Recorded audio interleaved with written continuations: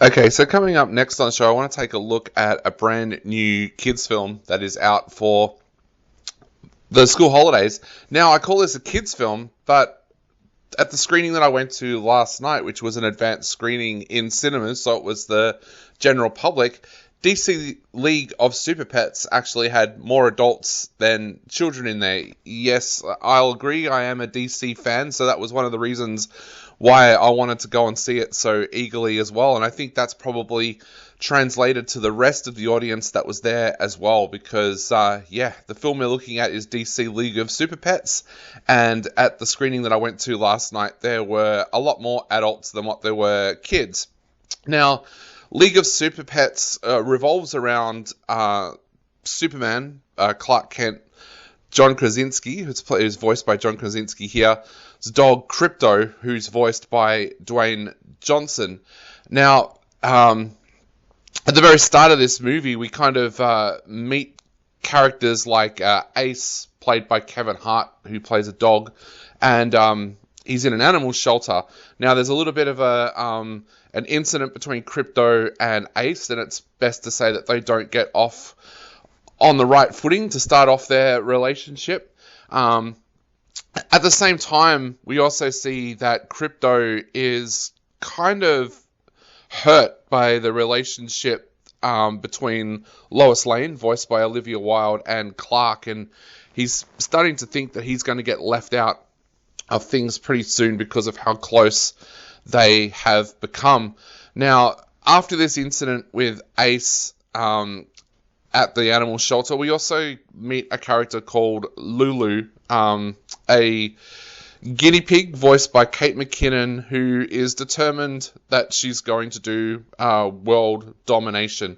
She is a guinea pig that's been experimented on by Lex Luthor, voiced by Mark Maron, and through that, she's kind of got this sick kind of fantasy that he has trained her to become his supervillain. So where he fails at one point in this movie, she succeeds, and she sees that as her opportunity to do her master's work, as in Lex's work. Now, of course, all the way through this film too, we see other members of the Justice League. There's Batman, voiced by Keanu Reeves.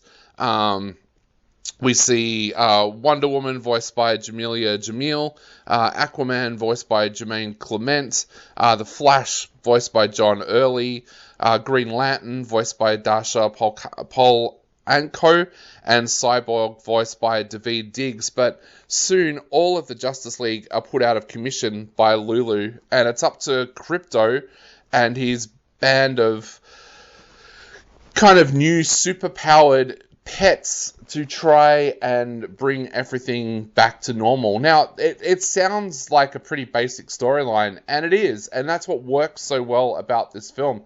It was so refreshing to go in and see a film, an animated film like this, that didn't feel like it had any hidden agendas or anything like that, that it was just there to tell a really good story. It's the traditional stories that you would expect from the DC animations. There's lots of action sequences as Lulu leads the pets into battle. We see some great action sequences there. There's great characterization in this as well. You'll know that when I review a lot of superhero movies, quite often one of my big things about those films is that quite often outside of the DC universe, the villains aren't that memorable. Well, that's not the case here. Lulu is actually very memorable, well voiced by Kate McKinnon. Kate McKinnon puts a lot of character into the voice, and the result is a villain that you kind of secretly love, even though you don't want us to see her succeed. You secretly love her. The story itself, though, just works so well. The relationship that Crypto is going through, where he feels like he's being left behind, that's something that a lot of kids will possibly feel if their parents have split up and have started new relationships. So people will be able to relate to that. The backstory of Ace is absolutely heartbreaking. When we learnt his backstory in the film, it was like, wow, That almost moved me to tears. It was so well done. So there's a lot to like about this film.